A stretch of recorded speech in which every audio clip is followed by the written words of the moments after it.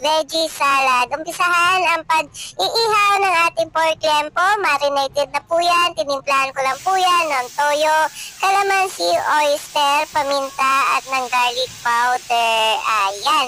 Gamit ang grill pan, dyan po natin iihaw ang ating pork lempo. Maraming salamat.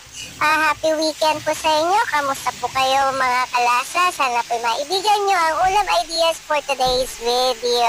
Kung nagustuhan mo ang ulam ideas na to, pakiclick lamang po ang like and share. Pahid-pahiran na lang at pahid-pahiran natin yan ng marinated sauce. Maganda bulol-bulol naman ang inyong kalasa. Ayan, balik na rin po natin ang ating pork lempo.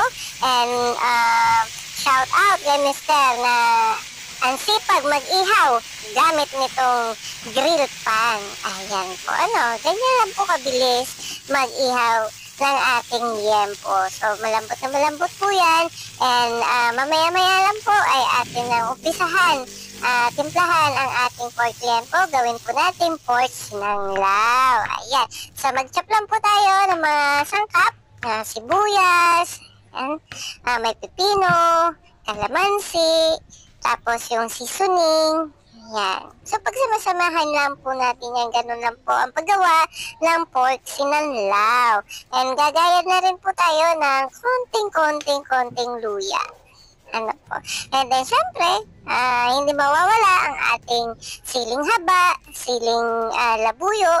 Gupit-gupitin na lang po natin para po mapabilis ang ating gagawin pork sinanglaw. Syempre, chop-chop na rin po natin ang ating inihaw na pork liempo. Ayan.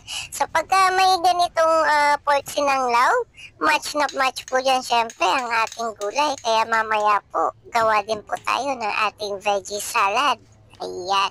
So, pinagsama-sama ko na po ang mga sangkap, yung pipino, sibuyas, luya, sili, at saka yung kalamansi.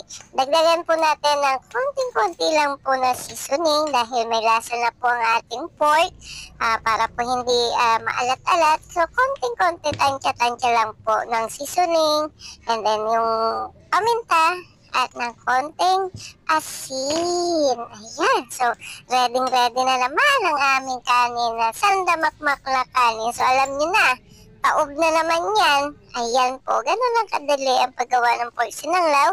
And ito naman, umpisa na natin ang ating veggie salad, lettuce, tapos ilagay mo, pagsamasamahin mo na mga rekado niyan. Yung pipino, sibuyas, naglagay din po ako ng ham. Tapos lalagyan din natin yan ng paminta. Tapos halu-haluin. Yung mayonnaise dressing po niyan, tinimplahan ko na rin po yun ng asin, paminta, kalamansi, at saka ng sesame oil. Ayan. So ganyan. Tapos na ang ating salad. Maraming salamat sa panonood. Pakiclick ang like and share. Samahan na rin po natin ng ating mangga para sa kids. Bye!